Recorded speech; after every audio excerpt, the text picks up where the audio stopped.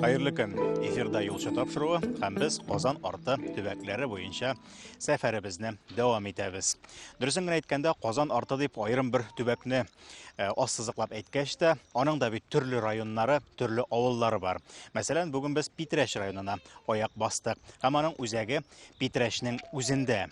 Питрәш Казаннан нибары 25 километр гына ераклыкта. Шуңа күрә аның йортларында да, аның тарихында да һәм хәтта халкы составында, архитектурасында да үзгәрешләр ярый суык сизелә. Шул ук Әтнә яки Арча кебек районнар белән, шул ук Казан арты районнары белән чагыштырганда да.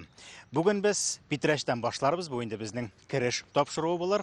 Питрәштән соң сәфәребезне Күн авылы белән дәвам итәрбез. Әлбәттә инде Күн авылы дигәч, бу урында тапшыруның башында ук менә бу көй яңгырарга тиештер. Һәм әлбәттә, әлеге көй астына без моторлап һавадан төшергән башта Питрәш кадрларын, аннан соң инде Күн авылының үзенең дә кадрларын куербыз.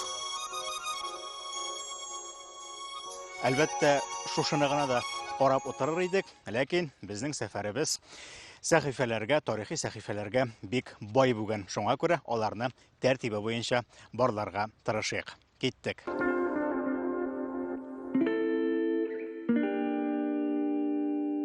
Наиболее древние села нашего района – это село Черемышево, называлось оно Черемисово в то время, и Елагино, Елань. Вот эти села 8 века, поселения 8 века считается. Они сейчас марийские, оба поселения или уже нет? Нет, но они уже исчезающие, можно сказать, исчезающие. Там уже небольшое население, в основном живут дачники. Следующий период заселения – это во время булгарского периода, когда булгары стали населять реки Кама, Мёша, и в это время появились у нас на нашей территории тоже села. Это в основном вот в районе Салмачи селение, это Богородское, в то время называлось Сафаров починок. Это поселение было в районе Салкын-Чишма, деревня Салкын-Чишма. Это было Бимерь, в то время называлось. Это Кибяч, в то время называлось. Вот эти поселения относятся к 13-14 веку. И следующий этап заселения – это во время Казанского ханства, когда Иван Грозный взял Казань, и в Свияжске был построен Троицкий Сергиев монастырь.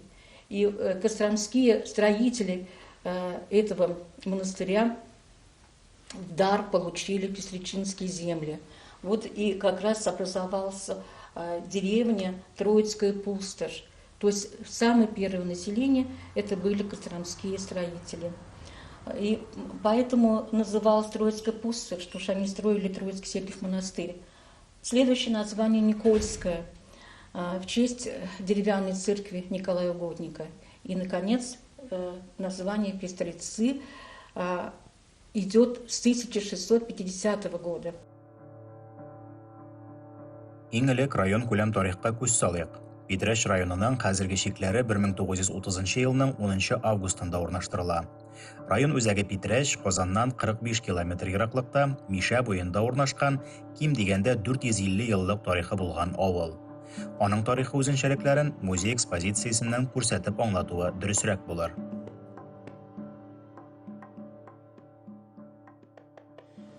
Күрмәгәнне күрәсе килә дигәндәй, шушы базарларда саны белән ит үлчи торган, капчыклар үлчи торган зур бизмәнне җайлы гына күтәреп күрсәтеп сезгә төшермен дигән идем. Бер дә кызык түгел икән ул әйтеп сөйләү, җәмәгать. 50 кило бар да бар бу. Линолеумнарын җыртмыйча гына яткырып куя алсам минме? Иркенләп алга таба сөйләр идем сезгә. Мондый бизмәнне бер кая да күргән юк, шуңа күрә күтәреп карый-карый сөйлисе килә башлады. Базар булганга бер ишарә инде бу. Һәм ул базарда сату күләмен үзегез чамалагыз инде. Шушаның кадәр бизмән белән үлчәрлек товарлары белән эш иткәч. Күрмәгән әйберләрнең тагын берсе ул менә шушындый янгын сөндерүчеләр кулланган насос. Менә чамалыйсыз инде. Һич югы теге документаль фильмнарда күрмәгән булсагыз, мультфильмнардан күргәнегез бардыр. Менә шулай итеп су китерә торган насос, кул насосы дип әйтик инде. һәм янгын сөндерүчеләр турында сүз чыккан икән, моның инде эшләү принцибын аңлатып торудан мәгънә күрмим. Менә янгын сөндерүчеләрнең шушындый баш киемнәре, каскалары турында сөйләп узасым килә. Әлбәттә, бу каскаларның күпкә матурраклары да булган элеккегрәк заманнарда. Монысын инде гади, русчалатып әйтсәк, рядовой янгын сөндерүчеләр кигән булса, инде аларның җитәкчеләре, командирлары кия торганнары ялтыравыклы да булырга мөмкин, аның теге бизәкләре дә күбрәк булырга мөмкин бит әле. Ялтыравыклы металлдан эшләнгән, бу инде гади кара металлдан эшләнгән, ләкин моның инде матурлыгына караганда ни өчен шушындый икәнлеге дә кызык бит әле. Мондый формадагы каскалар бит хәзер алар юк. Хәзерге янгын сөндерүчеләрне игътибар белән күзәткән булсагыз. Беренчедән, аның менә шушы кикриге күзгә ташлана. Ул бердә матурлык өчен эшләнгән әйбер түгел. Янгын сөндерүчеләрнең нинди шартларда эшләгәннәрен беләсез. Шуңа күрә инде янып торган бинада алай-булай өстән нәрсә дә булса ишелә башласа, гадәттә бит инде ул түшәм була, тактадыр, бүрәнәдер, шуның шикелле. Әйбер башка төшкән очракта да шушы кикрик белән ул шушы кикрик буенча шуып чыгып китәргә тиеш була инде. Беренчедән, икенчедән, бу кикрик дигән өлеше машинаның бамперы кебегрәк функцияны башкарган, ул күпмедер дәрәҗәдә амортизация да биргән әле. Барыбер дә теге баш түбәсендә генә торган шушы калайга төшү түгел. Аннан соң инде бу алга һәм артка киткән менә шушы козырек дип әйтим мен инде аны. Шулай чыгып туру итәкләренең шулай озынчалатып эшләнүенең дә сәбәбе, беренчедән, су сипкән вакытта якадан эчкә су акмасын өчен, икенчедән инде әлеге дә баягы күмердер, очкындыр, шуның шикелле әйберләр шулай ук эчкә яка артына коелмасын өчен дигән әйберләр. Һәм касканың эчке ягын карыйбыз икән, бу очракта ул күннән башкарылган. Бу инде шулай ук баш түбәсенә күпмедер дәрәҗәдә амортизация бирә торган, башка утырып тора торган өлеше. Гомумән инде хәрби каскаларда кебек тә күннән эшләнгән булырга мөмкин, яки киездән эшләнгән булырга мөмкин аның эчке яклары. Менә шундый гади генә, ләкин күп кенә янгын сөндерүчеләрнең тормышын, башын саклап калган шушындый каскалар булган инде алар. Сүз уңаеннан дөрес булса, ул чорларда, менә ул 20нче гасыр башында, һәм гомумән 20нче гасыр дәвамында дип әйтсәк тә була әле, бу каскаларның 3 кенә размеры булган дип әйтәләр. Белмим, ул янгын сөндерүчеләрне стандарт буенча җыйганнардырмы инде, ләкин ничек тә теге азмы күпме үз размерын эзләп таба торган булганнар инде, азапланып булса да. Питрәч, дөресрәге Пистрица атамасының килеп чыгышы турында берничә риваять бар. Шәхсән миңа иң ошаганы бу як урманнарында Пистрец дип аталучы гөмбәнең күп булуына бәйле. Бу як халкы шул гөмбәне май-июнь айларында яңа уңыш җыелганча, халык азыкка тилмергән чорда Казанга илтеп сата торган булган. Кала халкы аларны Пистреци приехали дип куанып каршы алган диләр. Андый ашарга яраклы Пистрец дигән чуар агач гөмбәсе дөрестән дә бар. Һәм аны чыннан да иртә җәйдә яшь, йомшак килеш ашыйлар. Пистрец атамасының килеп чыгуына тагын бер аңлатма, төрле халык яшәүдән, чуар авыл булудан кушылган исем ди. У нас вообще в Пестрецах проживает 54% татарского населения. Сюда относятся кряшины, татары, 44% русского населения и 2% остальных населения. А вообще в настоящее время 35 разных национальностей у нас проживает. И вот в основном, как я уже сказала, русские, кряшины, татары. И вот, кстати, костюмы вы можете увидеть, это русский национальный костюм. Мы видим, что это нарядный костюм, праздничный костюм. Видите, юбка, кофта разукрашенная кружевами. И вообще это было очень модно в то время. Это начало 20 века, конец 19 века. Вышивка крестом, все украшены. И также и платок украшен красиво так. И кружева тоже здесь присутствует. И также на фартуке тоже присутствует кружева и вышивка. Это национальный костюм кряшен, это татарская невеста, вернее, кряшен невеста. У нее мы видим тоже передник с нагрудником такой, завязывался вперед передник. Далее мы видим платье из льна и также льняное, передник льняной. И вот такой платок этот платок невесты с манистами. Татарский костюм, посмотрите, татарский костюм тоже. Это богатый женщины костюм. Если мы вот здесь есть и крестьянский костюм, да тоже крестьян. Это богатые женщины. Платье с оборками из такой ткани, хорошей ткани. Вот. И камзол. Камзол тоже украшен хорошо, красиво, с позолотой украшен. И колфак.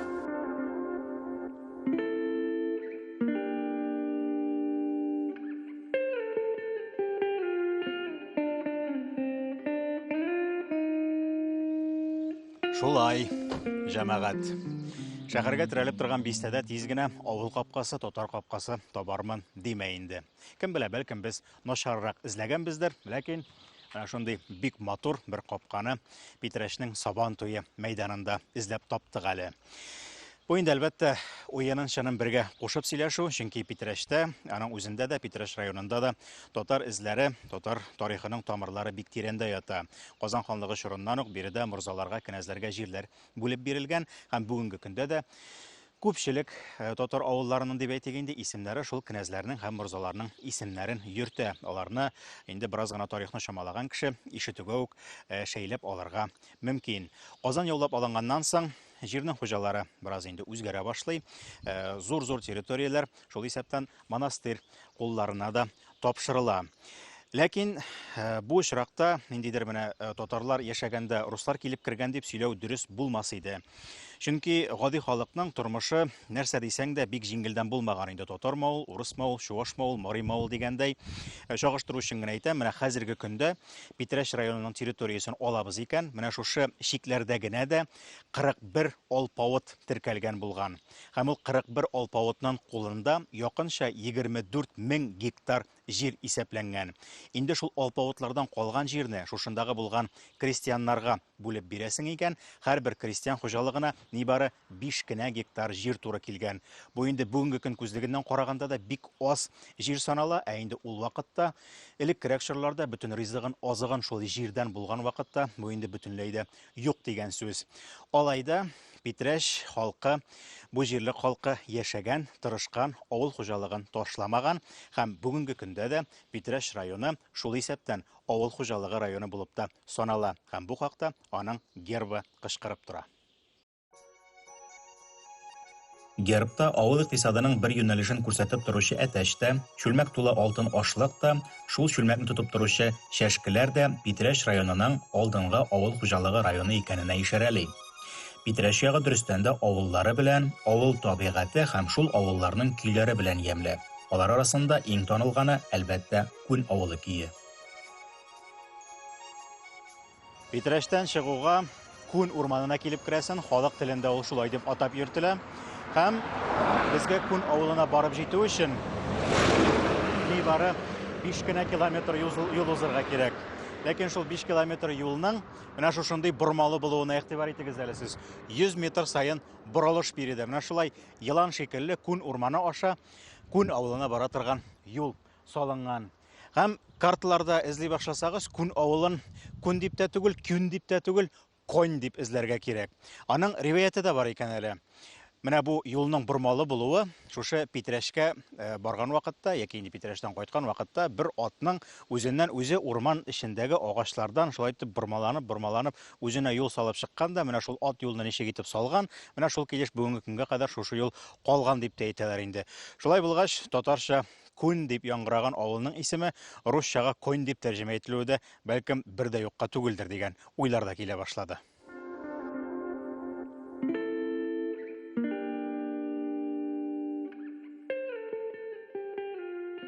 Авылыбызның урнашкан урыны югары очта булган. Чөнки Мишә елгасы авыл кырыеннан аккан. Ә хәзерге вакытта Мишә елгасы урынын үзгәрткән. Ул авылдан 4 чакрым ераклыкта ага. Күн атамасы нәрсәне аңлатасың? Бу турыда бик күп төрле риваятлар бар. Күн, көн, кояш сүзләре яктылык мәгънәсендә. Архун язмаларында бу турыда шулай әйтелә. Шулай ук төрле риваятлар буенча безнең Күн авылыбызда күн эшкәртү осталары булган дигән мөнәсәбәткә дә карарга. Күндәм халык, авылыбызда күндәм халык булган дигән фикерләр дә яңгырый. Гомәр Саттаров күн атамасын хун этнонимына бәйлеп аңлатырга тырыша. Без дә бу фикергә каршы килмибез. Күн атамасы турында тарихи чыганакларда бик күп белешмәләр бирелде. 18 йөздә Корсаков җыеп туплаган белешмәдә Шишмә буендагы авылда 110 татар яшәгән дигән җөмлә бар. Ә инде соңрак 1859 елда тупланган Артемьев белешмәсендә күндә 140 хуҗалык булган, анда 424 ир-ат, 451 хатын-кыз булган дигән хәбәр бирелә. Авылның һөнәрчеләре күн эшләре белән шөгыльләнгәнгә күрә шундый исем кушылган дигән фаразны да нигезсез дип әйтеп булмый. Район гербының үзәгендә торган шүлмәк бу якларда электән һөнәрле халык яшәгәнен ассызыклый. Күнгә кагылышлы архивларда ул турыда язылмый язылуын, әмма авылның көе дә 20нче гасырга кадәр бер каяда язылмаган була бит. Хәер, кадрлары бик матур булса да, күн авылы көен интернеттан инде йөзләрчә мәртәбә тыңлаганыгыз, ишеткәнегез бардыр. Шуңа күрә аны нәкъ менә күн авылы гармунчысыннан уйнатып карамасак, безнең тапшыруны эфирга да чыгарып торасы юктыр дип саныйбыз без. Күн авылы көе ул бөтен татар дөньясына таралган бик билгеле көй булса да, аның кайдан килеп чыкканы, ничек итеп язылганы, кем отып алганы турында мәгълүматны белүчеләр юктыр да әле. Безгә моны Рәшид апа сөйләде, форсаттан файдаланып аңа күп итеп сәлам җиткерәбез. Аягы имгәнмәгән булса, бүген безнең белән шушында йөрисе кеше иде ул, менә күрәчәктер инде. Ни хәл итик? Рәшид апа сүзләренә караганда, 1950 елда күн авылына ТССРның халык артисты Габдулла Тукай исемендәге дәүләт премиясе лауреаты композитор Захид Хабибуллин килә. Һәм ул шушы авылда бер гармончы егет уйнаган шушы авыл көен, күн авылы көен отып ала һәм аны ноталарга сала. Шулай итеп 50нче еллардан башлап күн авылы көенең татар дөньясы буйлап шундый зур сәфәре аның танылуы башланып китә. Ә инде көйнең бик борынгы булуына күрә аның тәгаен генә менә шушы күн авылы көе, күн авылы җыры дип җырлана торган сүзләре юк. Гәрчә җыр китапларына аның кайбер куплетлары кертелсә дә, инде кайберләрен без бүген шушында мәдәният йортында да ишетеп китәрбез. Ләкин башта көеннән башлыйк.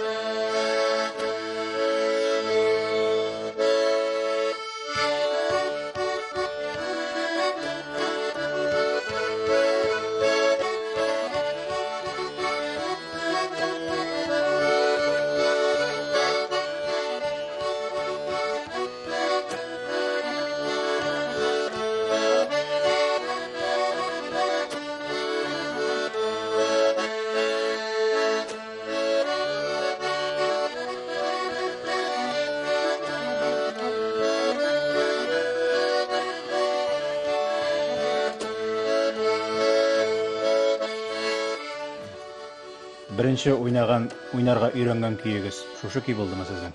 Юк. Нәрсәдән? Алмагачлары. Бу ни авыр саналама бу көй өйрәнер өчен? Авыр түгел, бу бит инде үзебезнең авыл көе.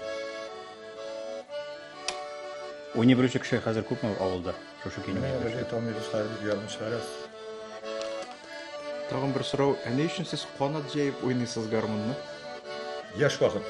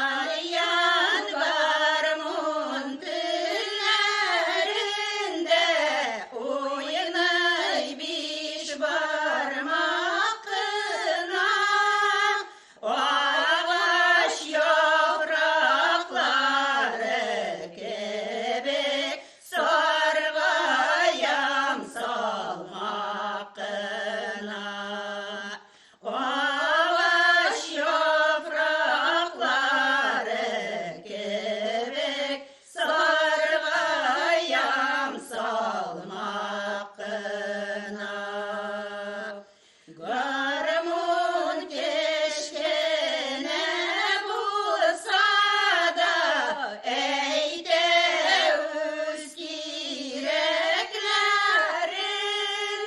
сикереп суларга төшәрсең, янса яшь йөрәкләрең. Сикереп суларга төшәрсең, янса яшь йөрәкләрең.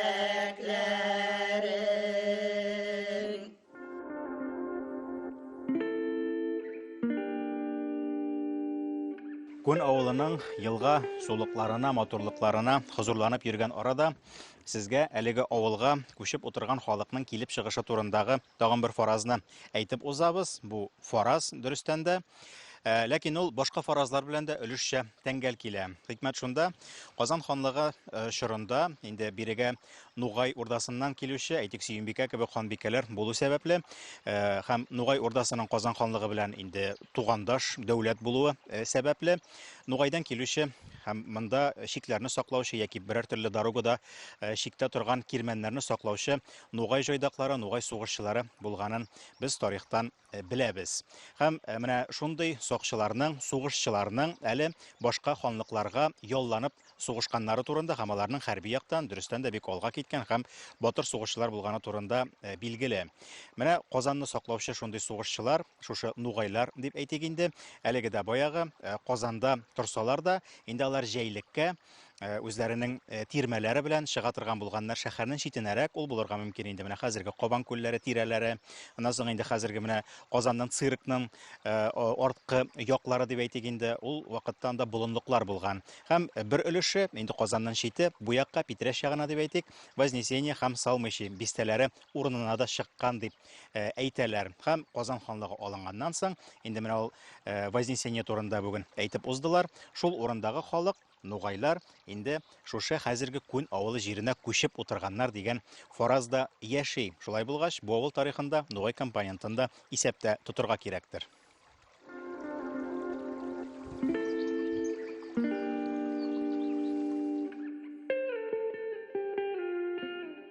Күн авылында элек 2 мәхәллә булган, 2 мәдрәсә булган. Югары эш мәхәлләсендә Фатих мулла, Түбән эштә инде Кадир Гыйсмәти булган. Кадир Гыйсмәти бик белемле, акыллы, төпле фикерле, чын дин әһеле булган. Аны күн халкы җәдидчә укыту өчен балаларын үзләре чакыртып кайтарганнар. 1905 елда авылда янгын чыга. Бу көчле җил булу сәбәпле янгын күп кенә өйләрне яндырып бетерә. Ә менә бу вакытта янгын Кадир Гыйсмәтинең өенә якынлаша. Ә ул намаз укый. Ул намазына бүленми, намаз укуын дәвам итә. Ни хикмәттер, янгын аның өен сикереп уза.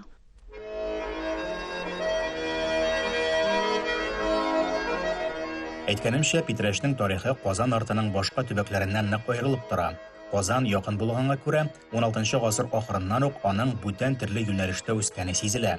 Ләкин 20 гасыр башында нәкъ менә Питрәш усталарының беренчеләрдән булып татар орнаменты төшерелгән керамик савыт-саба җитештереп, бөтен Рәсәйгә танылулары бу як тарихының асылына иң күркәм шәрехнамә минемчә.